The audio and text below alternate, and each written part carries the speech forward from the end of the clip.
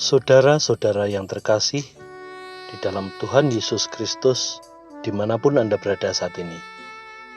Shalom. Jumpa kembali bersama dengan kami di dalam program Gembala Menyapa dari Gereja Kristen Jawa Kota Gede, Yogyakarta. Adapun bacaan kita pada hari ini diambilkan dari kitab Matius pasal yang ke-11 ayat yang ke-6 dengan judul Berbahagialah orang yang tidak menjadi kecewa dan menolak Aku. Bacaan Matius pasal 11 ayat yang ke-6, demikian firman Tuhan. Dan berbahagialah orang yang tidak menjadi kecewa dan menolak Aku. Jemaat yang dikasihi dan mengasihi Tuhan.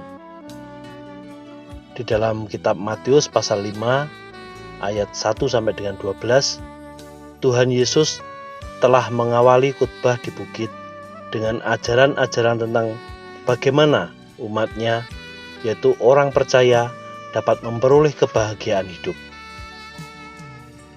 baik secara lahiriah maupun secara rohani.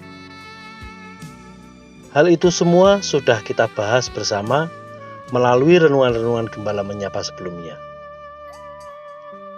Kalau kita telusuri dan kita cermati, dalam kitab suci ternyata masih banyak ajaran Tuhan Yesus tentang bagaimanakah umatnya dapat memperoleh kebahagiaan dalam hidupnya. Karena itu, dalam renungan Gembala Menyapa saat ini dan seterusnya, kita akan mencoba merenungkan berbagai hal yang diajarkan Tuhan Yesus tentang bagaimana umatnya atau orang percaya dapat memperoleh kebahagiaan itu. Saudara-saudara yang terkasih dalam Tuhan Yesus Kristus, dalam kitab Matius pasal yang ke-11 ayat yang ke-6, Tuhan Yesus bersabda, "Dan berbahagialah orang yang tidak menjadi kecewa dan menolak Aku." Sabda tersebut merupakan jawaban yang fundamental, yang sangat mendasar dari Tuhan Yesus yang disampaikan kepada Yohanes Pembaptis.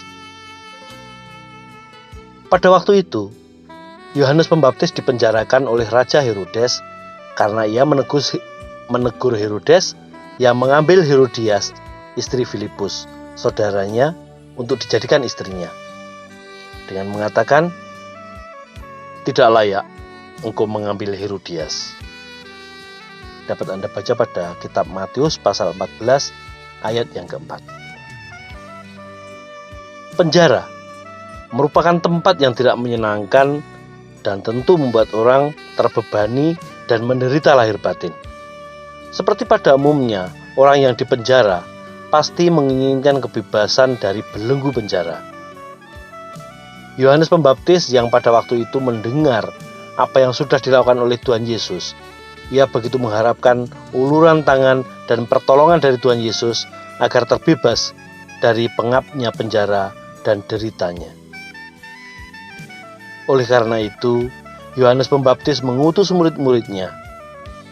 Dalam kitab Lukas pasal 7 ayat 19, disebutkan 2 orang untuk menanyakan kepada Tuhan Yesus, "Engkaukah yang akan datang itu, atau haruskah kami menantikan orang lain?"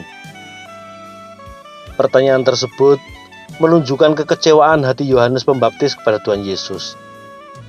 Karena sekalipun ia telah juga mendengar apa yang sudah dilakukan Tuhan Yesus, namun demikian, mengapa Tuhan Yesus tidak menolongnya ketika terbebas dari derita dan belenggu penjara? Atas pertanyaan tersebut, Tuhan Yesus menyuruh murid-murid Yohanes Pembaptis itu kembali kepada Yohanes Pembaptis dan memberitahukan apa yang sudah dilakukan Tuhan Yesus, yaitu orang buta melihat, orang lumpuh berjalan, orang kusta ditahirkan, orang tuli mendengar, orang mati dibangkitkan, orang miskin diberi kabar baik.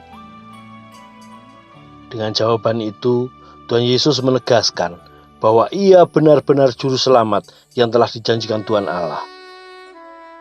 Di samping itu, Tuhan Yesus juga memberikan jawaban yang fundamental, yang mendasar, agar Yohanes tidak kecewa, apalagi menolaknya. Sabdanya, "Dan berbahagialah orang yang tidak menjadi kecewa dan menolak aku." Tidak menjadi kecewa dan menolaknya, itu yang Tuhan Yesus kehendaki dari diri Yohanes. Sekalipun tantangan dan beban hidup yang dialami sungguh berat dan tidak ringan, Tuhan Yesus juga menegaskan bahwa hanya orang yang demikian itulah yang akan berbahagia, yang akan memperoleh damai sejahtera, ketentraman lahir batin, juga keselamatan di dalam Tuhan. Saudara-saudara yang terkasih, marilah sabda dan jawaban fundamental dari Tuhan Yesus kepada Yohanes Pembaptis kita jadikan perenungan yang mendalam dan sungguh-sungguh di sepanjang kehidupan kita. Sekalipun terhimpit beban yang berat yang menimpa hidup kita, hendaknya kita umatnya, orang percaya, tidak menjadi kecewa, apalagi menolak. Tidak lagi mau menerima Tuhan Yesus sebagai juru selamat. Kita harus tetap dan selalu menyadari dan meyakini bahwa Tuhan Yesus itu juru selamat kita. Kasih-Nya begitu besar untuk kita. Pengorbanannya melalui sengsara dan kematiannya adalah bukti kesungguhannya untuk menolong dan menyelamatkan orang berdosa.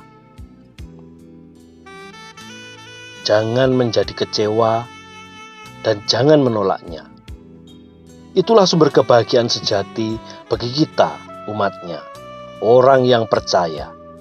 Apabila kita percaya kepadanya, kapanpun, dimanapun, dalam keadaan apapun,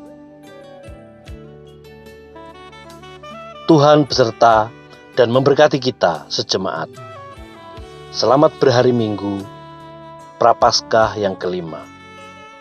Tuhan Yesus memberkati. Amin.